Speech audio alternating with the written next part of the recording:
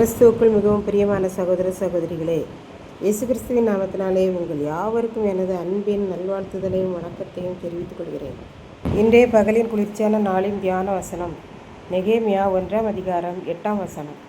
நீங்கள் கட்டளையை மீறினால் நான் உங்களை ஜாதிகளுக்குள்ளே சிதறடிப்பேன். நெகேமியா எருசலேமில் அலங்கம் இடிக்கப்பட்டு அதன் வாசல்கள் அக்கினியினால் சுட்டரிக்கப்பட்டு கிடக்கிறது என்பதை கேள்விப்பட்டதும் அவர்களுக்காக இரவும் பகலும் ஆண்டவருக்கு முன்பாக மன்றாடி ஜெபித்தான். இஸ்ரவேல் புத்திரராகிய நாங்கள் உமக்கு விரோதமாக செய்த பாவங்களை அறிக்கையிடுகிற அடியேனுடைய ஜெபத்தை கேட்கிறதற்கு உமது காதுகள் திறந்திருப்பதாக கவனிப்பதாக என்றும் உம்முடைய கண்கள் திறந்திருப்பதாக என்றும் ஜெபித்தான். பாபிலோன், பெர்சியா போன்ற நாடுகளில் இருந்த யூதர்கள் அடிமைகளாக இருந்தார்கள். அவர்கள் பெர்சியா ராஜாக்களின் தயவால் எருசலேமுக்கு வந்தார்கள். அப்படி வராமல் இன்னும் நிறைய பேர் இன்னும் பெர்சியா, பாபிலோன் மற்ற நாடுகளில் இருந்தனர். அப்படி எருசலேமுக்கு வராமல் பெர்சியா தேசத்திலே இருந்த யூதன்தான் இந்த நெகேமியா என்று பார்க்கின்றோம். அவன் ஆண்டவரிடம் யூதர்களுக்காகவும் தேவாலயத்துக்காகவும் ஆண்டவரிடம் கெஞ்சினான். நாங்கள் உமக்கு முன்பாக கெட்டவர்களாய் நடந்தோம். நானும் என் தகப்பன் வீட்டாரும் பாவம் செய்தோம். நீர் உம்முடைய தாசனாகிய மோசேக்கு கற்பித்த கற்பனைகளையும் கட்டளைகளையும் நியாயங்களையும் மீறி கை கொள்ளாமல் போனோம். மோசேயிடம் என்னை தவிர வேறே தேவர்களை நீங்கள் சேவிக்கக்கூடாது என்றீர். ஆனால் நாங்கள் அந்நிய தெய்வங்களை சேவித்தோம். நீர் சொன்னீர், நீங்கள் என்னுடைய கட்டளைகளை மீறினால் நான் உங்களை ஜாதிகளுக்குள்ளே சிதறடிப்பேன் என்று சொன்னீர். அப்படியே நாங்கள் அந்நிய தேவர்களை வணங்கி கொலை, களவு, பொய்சாட்சி, இச்சித்தல் போன்ற கற்பனைகளெல்லாம் மீறி உம்முடைய வார்த்தைகளை நியாயங்களை நாங்கள் கை கொள்ளாததினால் நாங்கள் அடிமைகளாக யூதாவை விட்டு பாபிலோன், பெர்சியா, மேதியா போன்ற நாடுகளுக்கு சிதறடிக்கப்பட்டோம். இப்படித்தான் பல வருடங்களுக்கு முன்பு ஒரு குடும்பத்தில் 8 பிள்ளைகள் இருந்தனர். அவருடைய தகப்பனார் 24 மணி நேரமும் குடி போதையில் இருப்பார். இப்போது வீட்டில் மனைவியை அடிப்பார், சண்டை போடுவார். குடித்துவிட்டு வேறு பெண்களுடன் சுற்றி திரிந்து ஒரு துன்மார்க்க வாழ்வு வாழ்ந்தார்.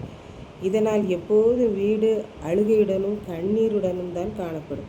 இதையெல்லாம் அனுபவித்து கவலைப்பட்டு பிள்ளைகளுடைய தாயாருக்கு வியாதி வந்தது. படுத்த படுக்கையானார்கள். காரணம், மனைவியை மருத்துவமனைக்கு கூட்டி சென்று கவனிப்பதற்கு பணமில்லை.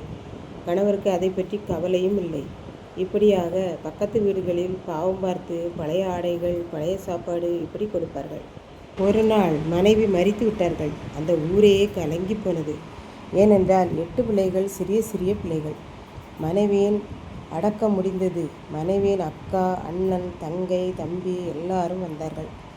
அவர் குடிபோதையில் இருந்தார். இவர்கள் 8 பிள்ளைகளையும் தங்களுக்கு ஆளுக்கு ஒரு பிள்ளையை எடுத்து கொண்டு போய் வளர்த்தார்கள்.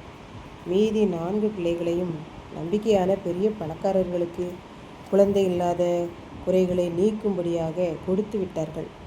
இப்படி கணவரின் துன்மார்க்கமான இயேசுவின் கட்டளையை மீறின வாழ்க்கையால் குடும்பம் சிதறடிக்கப்பட்டது. இதை கேட்டுக்கொண்டிருக்கும் எனக்கன்பானவர்களே, இன்றைக்கு நாம் ஆண்டவருடைய கற்பனைகளை கட்டளைகளுக்கு கீழ்ப்படியாமல் மீறி நடக்கிறோமா என்பதை சிந்தித்து பார்ப்போம்.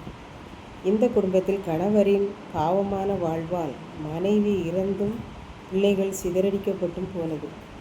வேதத்தில் ஆதியில் யூத மக்கள் ஆண்டவருடைய கட்டளைகளை மீறி பாவம் செய்ததினால் அவர்கள் எல்லாரும் பல நாடுகளுக்கு சிதறடிக்கப்பட்டார்கள்.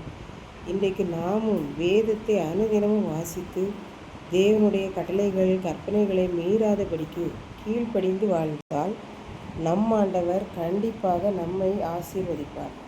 கர்த்தர் தாமே இந்த வார்த்தைகளை ஆசீர்வதிப்பாராக. ஆமென். ஜெபம். அன்பின் ஆண்டவரே, இந்த அருமையான நல்ல நாளுக்காக நன்றியோடு ஸ்தோத்திரிக்கிறேன். இப்பொழுதும் இந்த வார்த்தைகளை கேட்டுக்கொண்டிருக்கிற ஒவ்வொரு பிள்ளைகளும் உமது கற்பனைகளுக்கு கீழ்ப்படிந்து நடக்கவும் உமது கட்டளைகளை மீறாமல் இருக்கவும் அருள் புரியும். இப்ப இயேசு கிறிஸ்துவின் நாமத்திலே தாழ்மையோடு வேண்டிக் கொள்கிறேன் பிதாவே. ஆமென்.